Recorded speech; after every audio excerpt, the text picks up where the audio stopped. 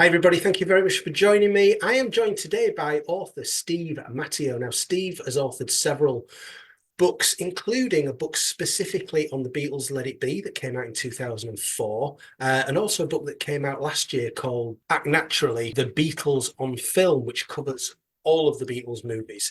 So, Steve, I thought would be a great person to speak to in this week of the Beatles' Let It Be finally getting restored and available for the masses to see. So, Steve, hello, and thank you very much for joining. How are you doing?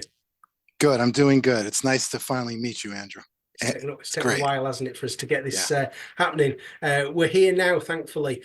So, first of all, have you seen the newly restored Let It Be film yet? And what are your first thoughts on it, if you've seen it? Yes, I did. I watched it yesterday, and it looks great. I mean, there's no question about it. It Mm. it, it finally looks, bright and clean and clear. And I was trying to figure out what's different about it, if there are really major differences. Yeah. I mean, I haven't seen it in a long time. It was probably on a DVD bootleg, a good quality one though, Hmm. quite a long time ago. Yeah. So and obviously I saw the Get Back series, but Yes. it was great to see it. It did feel different, and I don't think it was just how it looked. Do, So I'm do still you trying think to that? process it. Yeah. Do you think some of what made it feel different to you was because of what you've seen in Get Back, or do you think it was actually did it feel different to what you remember of Let It Be? I think it's different from what I remember. I think it's different in the context of seeing the Get Back series. Hmm. Different in the way they've sort of cleaned it up.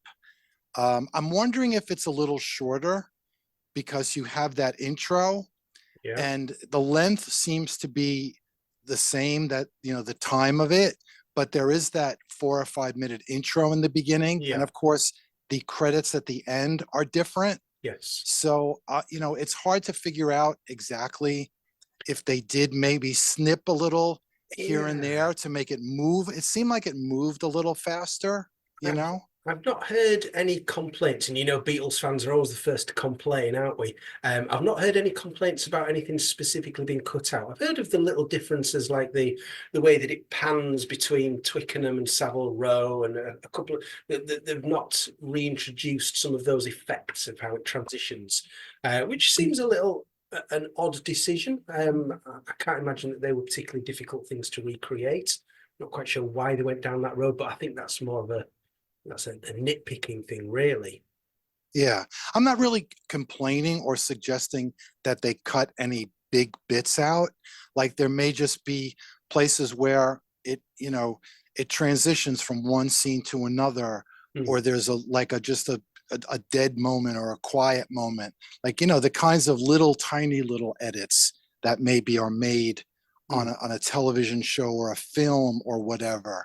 So I'm not really suggesting that they cut a whole song, or deliberately cut something to change the meaning or anything like that. Yeah. But again, I'm not really sure. I mean, it's pretty close to the original runtime, but Hmm. again, you do have this introduction in the beginning, which I liked, by the way, and Yeah. then you do have extra sort of different, credits at the end. I mean, we know they changed some of the graphics in the beginning, and I Yes. guess at the end, we know they did that. Yes. So, which I think is fine. I don't know why it was done, but I just, that whatever changes were made, other than the beginning and the end, are are minimal.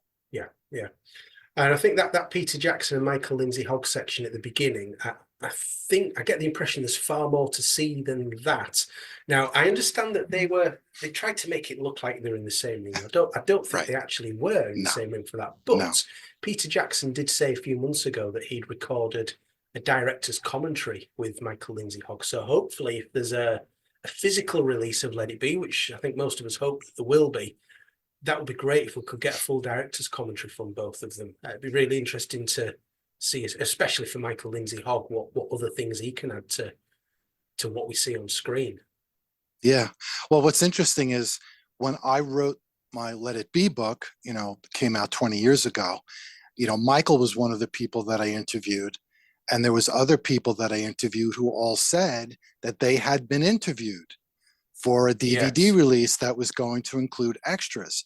So whatever Yeah. they just recently might have done that's new, Yeah. they also have all of that stuff Oh, that's good. sitting in a Yeah. can somewhere Right. that, and there may be people that they interviewed back then Yeah. who may no longer be with us at this Neil time. Aspinall, maybe. Yeah, I don't really know, but like I said, I mean, when I interviewed Michael for both of my books, Yes. and when I did interview him for the Let It Be book, he said that they interviewed me, for specials, some Right. special extra material on an eventual DVD release, and of course, this was at the time when the Let It Be Naked was happening, No. you know. Yeah. Yeah. So, there's been so many permeations. If you think about it, we had the film, Yeah. we had the Let It Be Naked, Yeah. we had the Get Back series, we had the Let It Be music box set, we had the standalone film that was released of the rooftop concert, if Mm. you remember that. Yeah. Yeah. Oh, I went But to see but that. It we was also great. know there's all of this material Yeah. that still does not exist. I always say that Let It Be it's like the Beatles' unfinished symphony. It is something that it's still, because of just what I said, it still remains very much an unfinished Yeah. project, if that's Yeah. possible. Yeah, I mean, what fascinates me about it, well, lots of things do, but the fact that simultaneously it's almost the most mythical time in rock history, but also one of the most well documented at the same time. And you'd think that those two couldn't go together, but somehow Exactly. they You did. nailed it. Yeah. So you wrote this book, Let It Be, in 2004. Have you got that book there with you, Steve? Yes, I do. I just happen to have a copy of it right here. Very good, And very good. it's part of the 33 and a third series, which is an incredible series. It's still going strong. Yeah. This is the only book in the series on the Beatles. It Oh, was book number 12. yeah. And it's great. Bloomsbury has done a great job Uh-huh. keeping it out there, keeping it in print. Yeah. It's been translated into, if I can remember, Greek, Italian, Chinese, and Japanese, and it's been anthologized. Part of it is in an anthology. So Oh, right. Yeah. again, it's Let It Be, the gift that keeps on giving. Absolutely, yeah.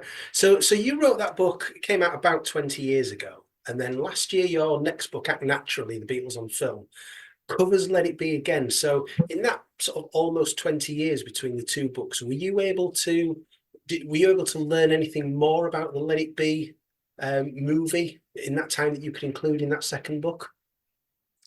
Well, I think what's interesting is sort of like Peter Jackson, who tried to not make Get Back like Let It Be. I tried to make the section about Get Back, Let It Be in Act Naturally different from my book, Let Yeah. It Be.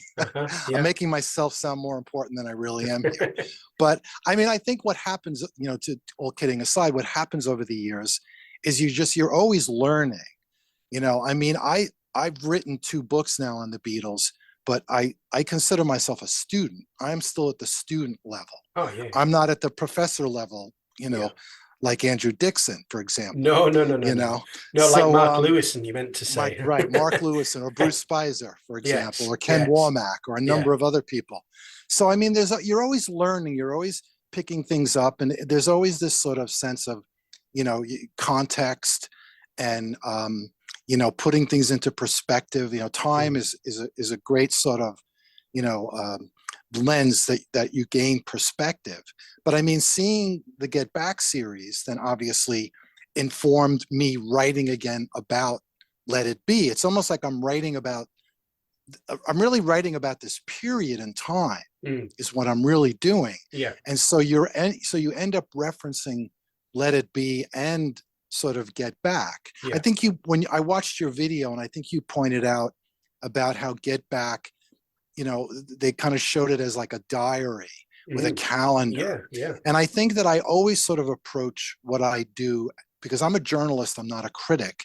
I Mm. approach what I do very much as, one of the first things you do when you're writing a book like this is get your timeline together.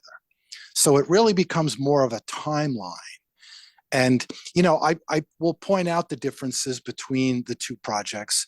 But, essentially, it's so weird too, because what we just said before, I'll add to what I said before, you have all these bootlegs, because of the Nagra tapes, and you have hours and hours and hours of audio.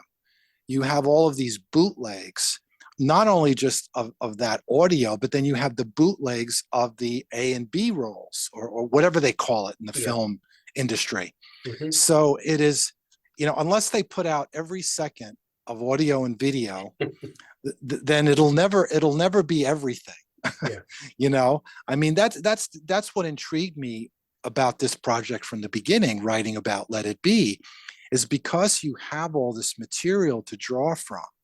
When I said to the editor for the Let It Be book what Beatles book I was going to do, and I said Let It Be, I think he was a little shocked. Right. I mean, he was fine with it, but I think he was surprised. And I mean, I chose it because I think it's a great story. Absolutely. And because of all the bootlegs, you have all this material, and it's the end of the Beatles, obviously not the end, because Abbey Road really is the end. Yes. But it's the last project that we get in their sort of lifetime together. And it's the end of the 60s. It gives us that too. There's that sort of context to kind of view it through, which, as a journalist, sometimes slash historian, that interests me a great deal. Yeah. I mean, that word context, I think, is really important. So I think yesterday was the first time I'd seen Let It Be for over 30 years. And I think with Get Back now existing, and knowing that context of Peter Jackson being very clear about, this is what the Beatles are doing, this is what they're intending to do, this is what ends up actually happening. And you don't get any of that in Let It Be. Do you think Let It Be suffers, and maybe even suffers more now because of Get Back, from that lack of context that you see on screen? I mean, I just think it's a question of how Michael chose to make it as a documentary. I mean, he could have made it in a way where it identified certain people or gave dates. I mean, there's so many sort of methodologies to making a documentary, so many ways to sort of format it, or the schematic of it, but he chose not to do it that way. And I think that was part of the aesthetic of the time. I mean, think of the Abbey Road album. It's a picture of four guys walking across the street. It doesn't say the Beatles. It doesn't say Abbey Road. I talked to John Kosh, who designed the cover of Abbey Road, and he said when we submitted it like that, EMI is like, what? What doesn't say Beatles anywhere here? And he was kind of like, I think people will know who it is. So I think this was the like minimalist period of things, this, the post Pepper, which began with the White Album, the whole idea of this austere white cover that just says the Beatles in raised letters. So I think it was just part of the aesthetic. I mean, I think it's part of the mystery. And then I think there was a sense of the people that were not the Beatles don't hold the significance that they have come to hold over the years.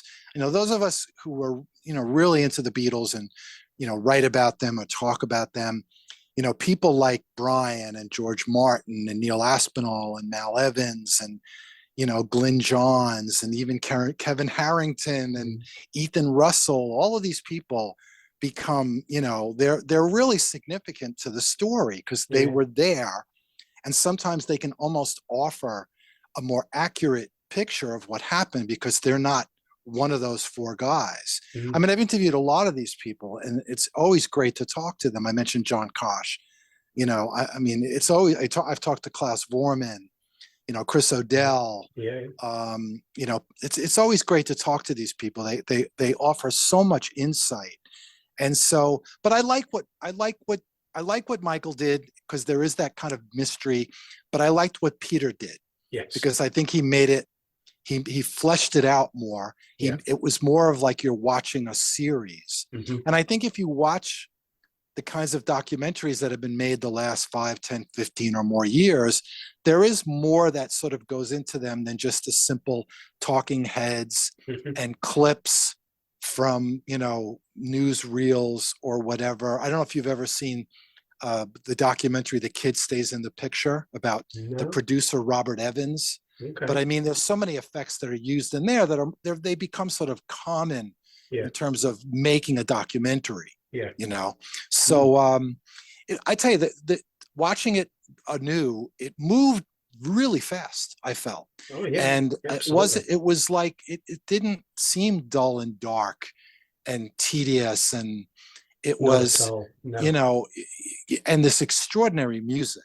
I mean, Yeah. when Paul does, I don't remember the exact sequence. I believe it. I mean, he does "Let It Be" and "The Long and Winding Road." Yeah. It's just, I mean, I'm like, I'm not even moving. I'm not breathing. It's just, it's incredible. Yeah. People love to put that album down, but it has those two songs. It has "Get Back." I mean, it has, "Across the Universe." It's a great album. I It's mean, yeah. any other It's group, great songs on there. that would be a great album, but Yeah. because it's the Beatles, it's not viewed as Mm. one of their better efforts. Yeah. Go figure. Yeah. It's crazy. I mean that thing about it not looking as downbeat, depressing, or whatever.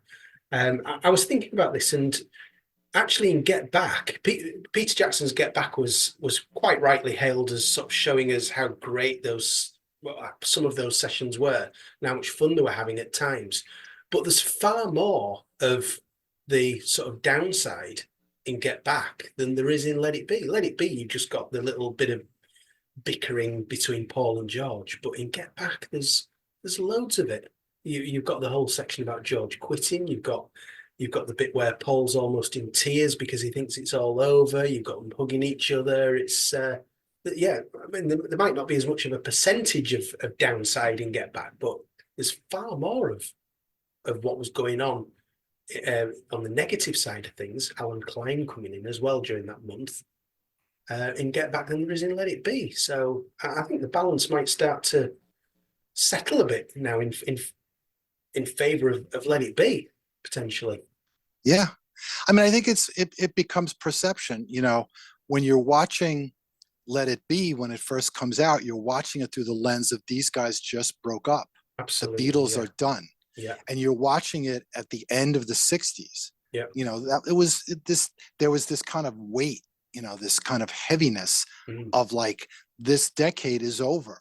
yeah, What's next? I think people were looking forward to the 70s, yeah, you know, for good or bad, yeah, however it turned out, whatever yeah, your perception is.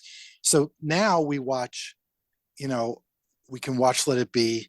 And well, yeah, the Beatles broke up a long time ago. We're kind of over that already, or actually, we're not. So it's different, and it's just, that was a movie. Get Back was a series, like what a series is now. We've become so accustomed, especially in the sort of, the COVID and post-COVID streaming era, of so much of what we watch mm, now on whether it's Netflix or Disney or Max or Amazon Prime, or these long series. That's what we're watching. mm, There's so much of what drives sort of streaming media, which is kind of the media art form, where you see, Jerry Seinfeld, what does he do? He doesn't make a movie that they show in the movie theaters. He makes a movie that they show it on Netflix. Now yeah, it's the number one movie on Netflix. mm, So this is kind of like, it's very McLuhan-esque. It's kind of like the medium is the message. And so the COVID, post-COVID streaming era message entertainment project is Get Back. It's yeah, this long thing. We're in the middle of watching A Man in Full on Max, which was a Tom Wolfe novel, and mm, it's 6 episodes. And that's kind of this is what a lot of people watch. yeah, Years yeah, ago, I think, not too long ago, but years ago, it was very much about reality TV was kind of the thing. I think now it's like these series that stream on these streaming services. hmm, You know what I'm saying? I yeah, try to look at it like, the book, Act Naturally. It's a book about the Beatles. Yes, it's a book about music, but it's a film book. mm, I'm really looking at the visual concept, the visual aspect of things. that's really what it is. It really is more of a film book Yeah. than anything. And that's how I try to look at these things and evaluate them and try to come to grips with how to sort of Yeah. write about it. Yeah, absolutely. And I think there were still a lot of people probably put off Get Back by the fact that they saw that it was 8.5 hours long or whatever it is. And hopefully now there might be people who think, oh, Let It Be, that's what, 80 odd minutes, I'll watch that. And they might then want to go and watch Get Back. They might want to immerse themselves more in it. So hopefully they can help each other, these films now. Something else I was thinking of, I don't know whether you've got a thought on this, Steve, is that I often think about the timeline of what the Beatles were doing and just how they never took a break, they never took a moment to stand still. Now, I know that Let It Be, the January sessions, originally there was a thought that they might be doing sort of White Album songs, and they quickly shelved that idea. But the White Album had only been out a month, and already they're sort of saying, no, that's done, that's gone, forget that. Whereas any other band now would just be getting ready to go out and do the big world tour off the back of it. It's the pace they moved at was incredible. And I think it was two things. I think it was Paul really wanting to keep them busy, keep them Yeah. together. That Yeah. the White Album was where they fractured. That was, Pepper was the peak, the height of them collectively creating in the Yeah. studio, after Rubber Soul and Revolver, and the other thing that I think was they had a very, a specific deadline. Ringo was going to start making the Magic Christian film Yeah. right there in Twickenham. Yeah. So that's a lot of the reason why they had to do it so quickly. So I mean, it was kind of practical, but it was also, Paul kind of keeping it going. Paul really wanted to keep the Beatles together and going. He really loved this thing, the Beatles. He was the biggest cheerleader. And I mean that in a positive way. I don't mean that in any other way. Yeah. I mean, I know John made the comment to him, oh, you're looking for a job, in almost in a negative capacity.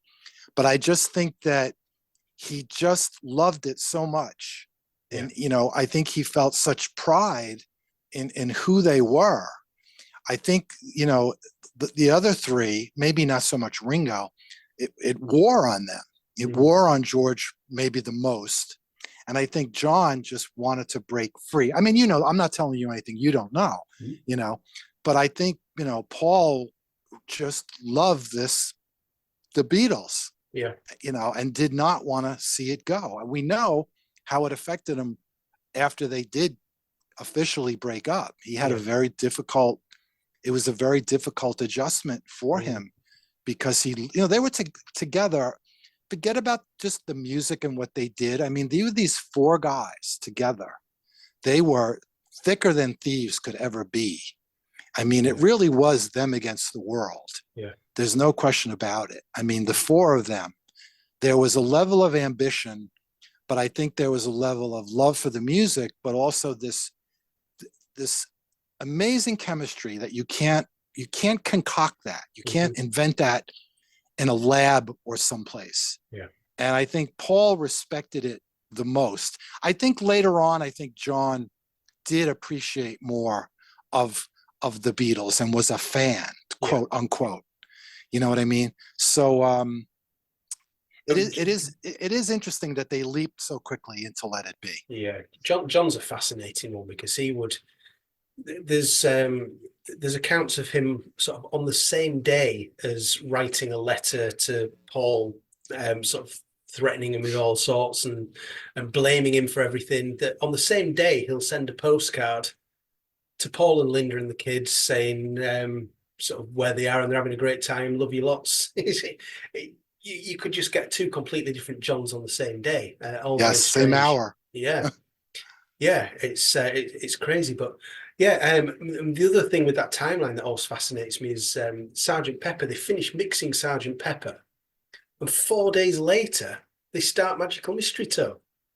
It's just absolutely incredible, and I wonder do you think that if they'd have just taken the time a little bit more, and for example, given themselves a bit more space between projects to maybe go and do their own thing? Do you think that maybe they could have found a way to have sort of coexisted with their own lives and their own careers and still be the Beatles as well?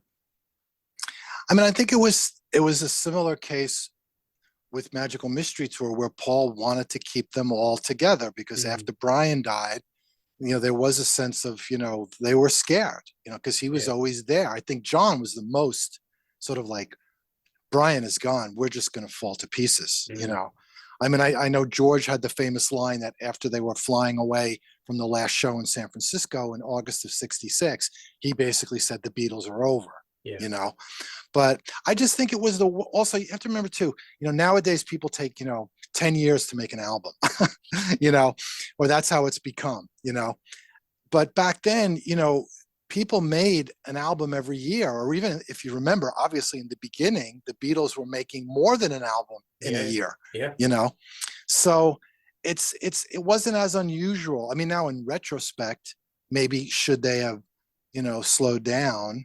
I mean, they were making a movie that was going to be very sort of cinema verite, sort of very, let's just do it, let's just see what happens. It was very all spontaneous. It's we're the Beatles, we can do anything we want. Brian isn't around to micromanage everything. I think there was a little bit of that too, with all due respect and love for Brian. And so, I always look at it this way. I'm glad they did what they did, because if they weren't pushed along, maybe we don't get Magical Mystery Tour. Maybe we don't get Let It Be. Either one of them. And I would prefer to have them. Definitely. That's kind of how I look at it. Absolutely. So it's there's all sorts of permutations of what could have happened, should have happened, might have happened, but ultimately we've got what we've got, and it's just the best thing, isn't it? It's fantastic.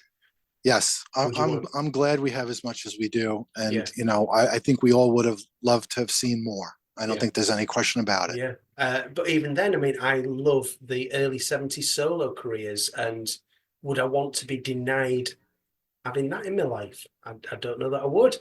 Maybe I'm glad that it all spontaneously not spontaneously, but combusted when it did. Maybe that's a great thing. I think for George especially, I mean, All Things Must Pass. I mean, I always say it's not an album, it's a monument. I mean, it's my favorite album of all time by anybody. Right. Okay. It's extraordinary on so many levels. And, I mean, John, Plastic Ono Band, Imagine, I mean, I love the early stuff that Paul did. I love the McCartney album. I love Ram. I love just about anything Wings has done.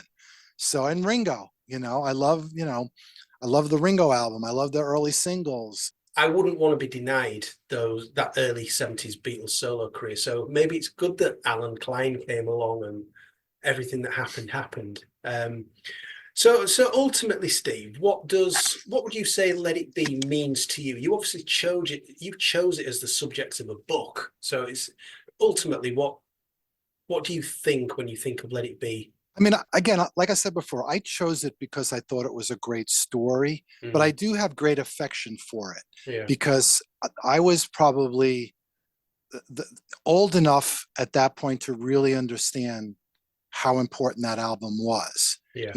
Where I think with the White Album, like I listened to it, but I didn't, the weight of it, I don't think I really comprehended, and I just, see, I like the Spector production.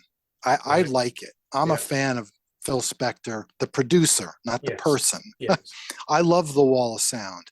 I love things that are really produced, Baroque, ornate, Pet Sounds, Sergeant Pepper, whatever the case may be. So, so Let It Be, it's very poignant. It's just it's just I love all the little snippets and asides and John's little jokes and the artwork. And I've stared at that cover. I interviewed Ethan Russell. I wasn't able to interview him for the Let It Be book. He did a book called Dear Mr. Fantasy. I don't know if you're aware of it. And it's like beautiful coffee table book, and it has a lot of the photos from Let It Be. And he did a lot of album covers. He's the only rock photographer to do album covers for the Beatles, Stones, and the Who. But that book is out of print because of the Let It Be photos that are in there, because he doesn't own those photos. Okay. And so he wouldn't talk to me for Let It Be, but I did interview him later on for a book of his that was coming out. Yeah. So it's so iconic. And it's the last time we really saw these guys. There was no internet back then. There was no VHS. Yeah. So after Let It Be, it was kind of like the Beatles kind of, exited stage left. Yeah, I think people need to remember that context, don't they? People need to remember that it was a completely different world back then in terms of the information you had access to. Yeah, context is everything, I think, with these things. Yeah. Yeah, that was it. We said goodbye. Yeah. Yeah. And we all moved on. And and I think John, as John was happy about it, the dream is over. Yeah. Figure out your own lives now. Don't just follow us. I mean, I think that was the message. Yeah. The Plastic Ono Band album message of, okay, you love us, great. Take the spirit, take the influence, take it and go now, and you go do your thing in the 70s, Absolutely. Well, the dream is over, and I think our time is about getting there as well. Steve, thank you so much for joining me and talking to us about Let It Be. If anybody watching is interested in either Steve's book, Let It Be, or Act Naturally, The Beatles on Film, which is, like I said, covers all of the Beatles movies from A Hard Day's Night through to Let It Be. Those books are still available, Steve? Yes. I'm pretty sure. They're both, you can get them, Amazon, Barnes and Noble. Always, support your local independent bookstore. I always recommend people to do that. The Let It Be book has remained consistently in print now for, 20 years. Fantastic. It's extraordinary, that it's because it's part of this 33 and the Third series, they keep all the books in print, and I'm on social media. I don't have a website. Don't ask me why I don't.